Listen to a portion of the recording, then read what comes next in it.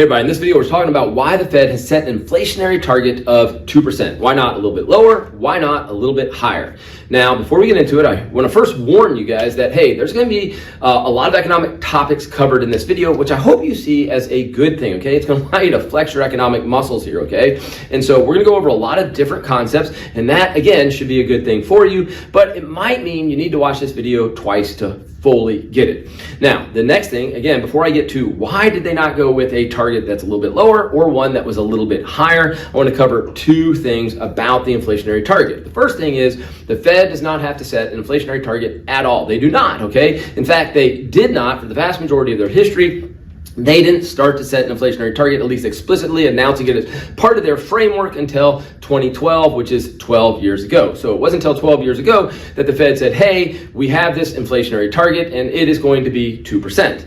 Now, the next thing to understand is their model is actually this thing called FAITE, F-A-I-T-E, Flexible Average Inflation Targeting. Now, with that, that means that, hey, if the inflation rate ever gets away from 2%, they do not have to immediately try to bring it back to 2%. They can allow it to run a little bit high or a little bit low for a period of time as long as in the long run, okay, that they average 2%. Now, that the Fed thinks is a good thing because sometimes you get kind of like higher inflation rates because of supply shocks. Now, supply shocks are not something the Fed can handle very well. Their tools mainly address aggregate demand or total spending, okay? Their tools mainly affect spending in the economy, so they can't affect supply shocks very well. And so when there are supply shocks and the inflation rate ticks up, the Fed sometimes might want to sit on the sideline and just let those supply shocks kind of work themselves out and let that inflation rate come down on its own and not panic and have to jump in there right away to bring that inflation rate down to 2%. So again, their actual framework is FAITE,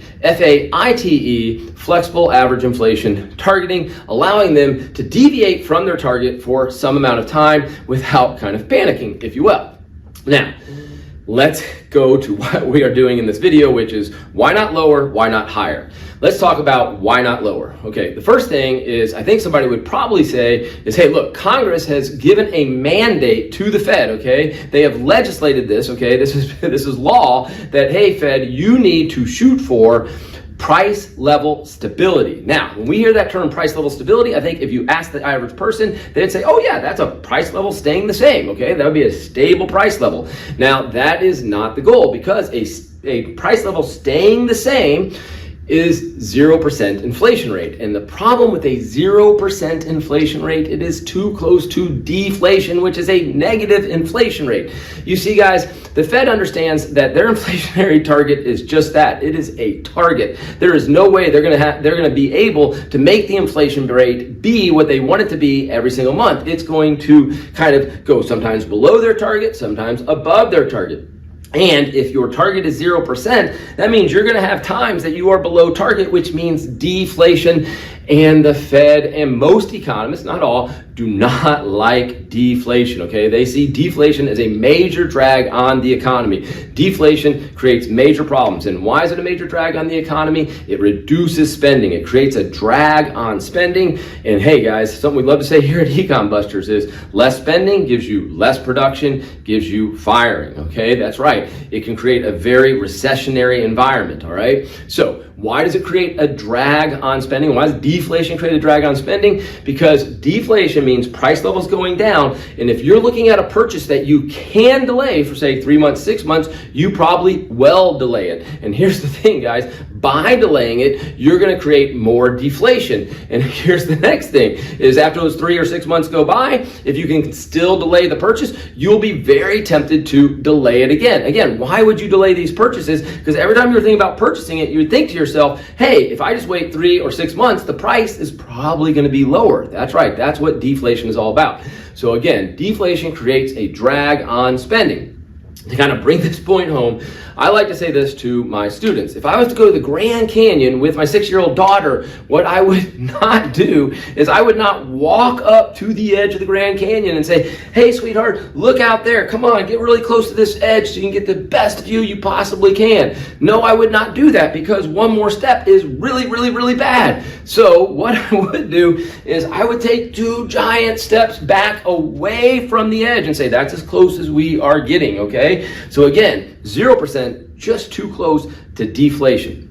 Now, the next reason, not lower than 2%, is during recessions, the Fed sometimes wants to get the real interest rate to be negative, okay? Negative real interest rates make it so people save less and therefore spend more, and that's what you want in a recession, is more spending, and also get investment to perhaps pick up a little bit, okay? Businesses invest a little bit more because the price of financial capital in real terms is negative. Again, they want a real interest rate that is negative. Now, to understand that, we need to understand the nominal interest rate equals the real interest rate plus the inflation premium or the inflation rate. So let me say that again. The nominal interest rate equals the real interest rate plus the inflation rate.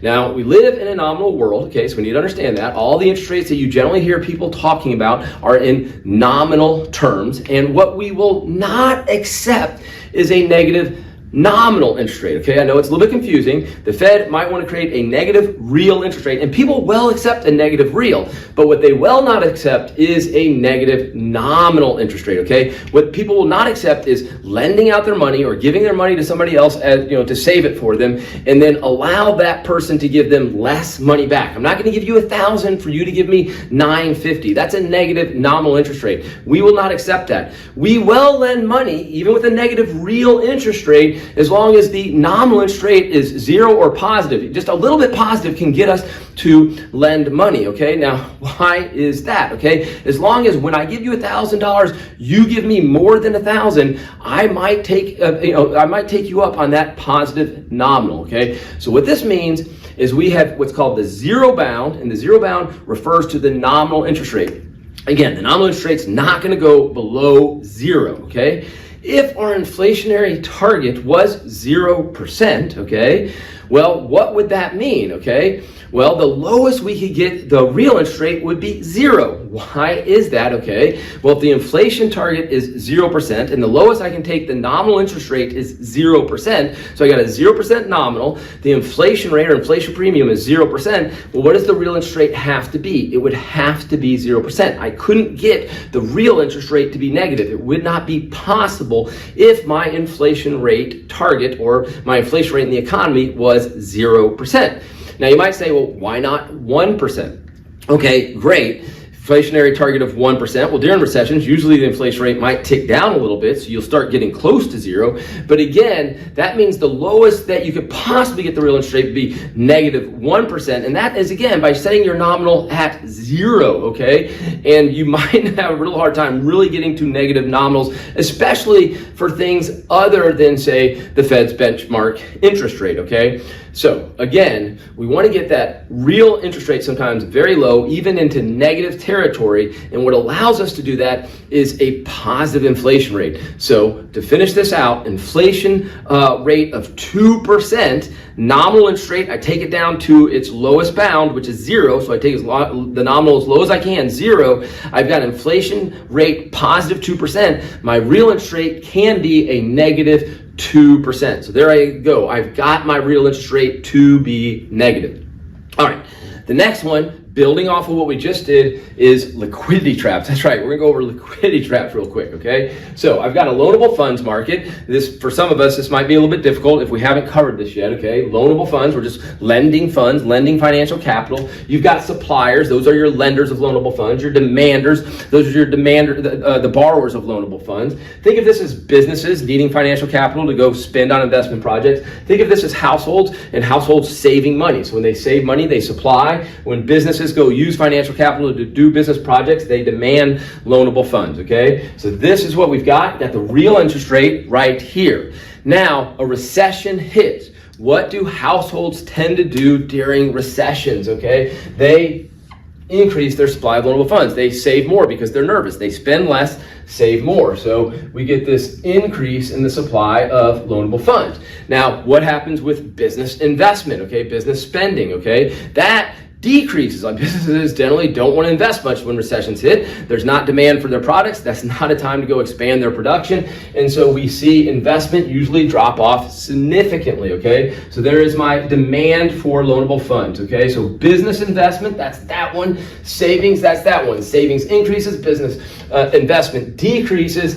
And now take a look at what we've got. At that original real interest rate, okay, at the original real interest rate, we would now have quantity demanded, quantity supplied. We have this surplus of financial capital in the financial markets, okay? The financial markets are not clearing. This is, again, called a liquidity trap. Liquidity is being trapped in our financial markets. Now, what do we need to happen? Well, we might need, again, for the real interest rate to go negative to clear this market, okay? So that real interest rate might have to tick down, say from 1% to, I don't know, not really drawing a scale. Let's call this 0.5% negative real interest rate. And why is that? Again, as that real interest rate ticks down, you should see this happening, okay? So a little bit of business investment picking back up. So this is moving to the right on that demand curve as that interest rate goes down. Remember, the interest rate is a price. It coordinates economic activity. So there you go. You've got that movement there. And you should hopefully get less savings, okay? Well, people accept a negative real interest rate, yes. I mean, you can see this would be the new quantity equilibrium, okay? So we certainly have people saving, but there would be a reduction in saving. At the margin, there would be a reduction in saving. People don't like it when the real interest rate is negative. So you get this reduction in savings in response to that real interest rate going down. You get this increase in investment, okay? Got to be really used to our graphs here, right? I'm moving left, that's a reduction in savings. Moving right, that's an increase in business investment to clear the market, okay? So we might need a negative real interest rate to clear the financial market. And again, if the inflation rate is 0%, the lowest the nominal interest rate can get is 0%, which would mean the lowest the real could get would be 0%. And at that 0%, we could have a liquidity trap. Financial capital being trapped in the financial market, okay? Quantity, looking at the red lines, that's the new line. Quantity demanded, quantity supplied. You've got that surplus right here. Again, looking at the red lines, those are the new lines. Those are the lines that the curve shifted to during the recession. So again, we might need a negative real interest rate, or we could get a liquidity trap in our financial market, which would prolong our recession, okay? Now, next reason we don't want the inflation rate to be too low. Positive inflation rates juice spending a little bit. That's right. Positive inflation rates juice spending. And remember how I said deflation creates a drag on spending? Well, in inflationary times, you're thinking about making that purchase. Hey, if I wait 3 months, 6 months, hey, the price is probably going to go up some. And so that just kind of juices spending a little bit. Okay, so 2% juices spending just a little bit. Just kind of gives a little impetus for spending. Okay, not a big one, but a little one just to keep spending happening. And remember, more spending, more production, hiring. Okay, now the final thing on why we might not want our inflation target to be too low.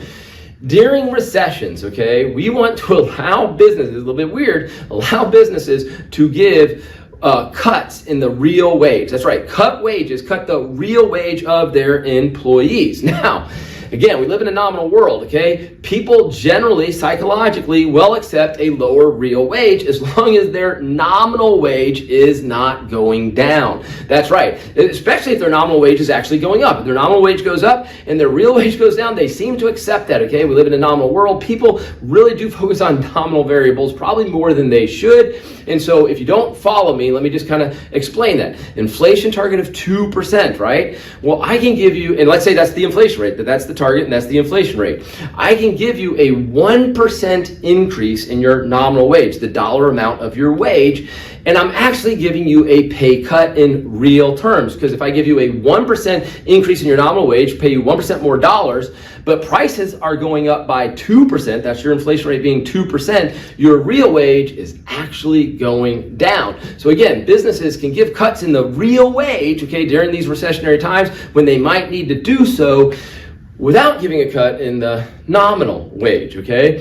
So again, these are reasons the Fed wants a positive inflation target, and let's go with something like 2%. Now, why not higher? I know this video is quite involved, but again, you watch it all, you're going to learn hopefully so much. Why not higher than 2%? Okay, the first reason is people don't like inflation. That's right, people don't like inflation. Okay, when you get above 2%, people really don't like that. I'm not even sure people love 2% that much. Okay, why don't they like inflation? Two big reasons. Their real wages generally lag behind these changes. Okay, so during inflationary bouts, okay, when the inflation rate gets higher than that, a lot of times their wages, okay, are subject to contracts that last a year, and so they lag behind these price changes. So that means in real terms they are worse off. And I know I just told you about how much they like their nominal wages, but it's not like they don't care at all about their real wages. Okay, on top of that, okay, some of their wealth assets is what we call M1 or cash, okay?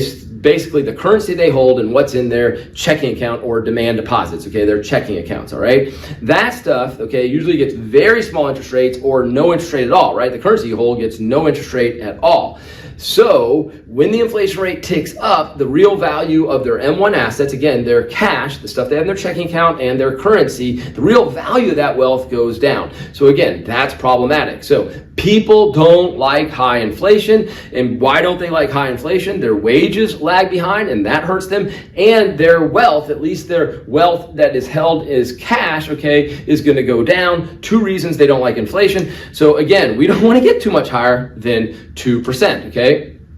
Next, we've already said this one. The mandate is price level stability, okay? The Fed, I think, is going to have a very hard time arguing for inflation rates much higher than 2%. 2% already means the price level is going to go up by 2%. 2% already means the value of the currency is actually going to go down over time, okay? So anything higher than that, I think, is quite problematic, okay? The mandate is price level stability. Now, it's not a constant price level, so they have that wiggle room, but they want to go with something pretty doggone close to zero. So they don't want to get too much above zero. 2%, probably as high as they want to get, which gets me to the next point, okay? Perceptible versus the imperceptible, okay? Basically, you could think of the Fed thinking about it this way. What's the highest we could set that inflation rate so it's still fairly imperceptible that the value of the dollar is going down across time, that it's fairly imperceptible that their M1 wealth is going down, okay? What would be kind of the highest we could put that inflationary target so that it would be fairly imperceptible that, again, the currency of our country is losing value? And I think 2% makes a lot of sense, okay? Anything higher than 2%, an inflation rate, anything higher than that, it becomes perceptible. People start realizing, oh my gosh, prices are going up and my M1 asset wealth is going down and my purchasing power is going down and the value of my currency is going down. 2%, again, is probably as high as they feel comfortable with the value of the currency going down. Because that's right, when the inflation rate is 2%, the value of the currency is actually going down by 2%, okay? Now, finally, okay, kind of the final point here is anything above 2% and that volatility around the target gets higher, okay? Kind of take it a little bit to extreme. Think of an inflationary target of 27%, okay? The volatility, the actual inflation rate we would probably get around a 27% inflation rate would be much higher. Think about it as standard deviation if you're a stats person, okay? That volatility would probably be much higher, okay? We would get 30 and 24 and 32 and 22. We would have a lot more volatility. So the lower you set that inflationary target, probably the less volatility you're going to have to worry about. Again, 2%, fairly imperceptible, okay, as far as the inflation rate. Not completely. I mean, we feel it, but it's fairly imperceptible. And something as low as that, that is a target that people can get anchored to and stay fairly anchored to. It's one that they mentally, I think, can process. Okay, 2% is what we expect prices to go up. 27%, that's a little bit more difficult math for a lot of people, okay? Oh my gosh, I should be raising my prices by 27%. No. This is a social science. It's not a hard science. 2%, we got to think of like the emotional aspect of people. 2%, much easier to get people probably anchored to than things that are higher.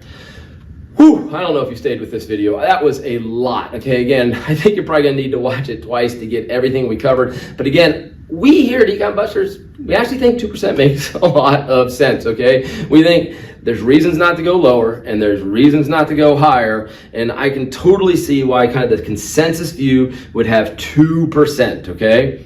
Hope that made sense to you. We hope to see you in another video. Talk to you later.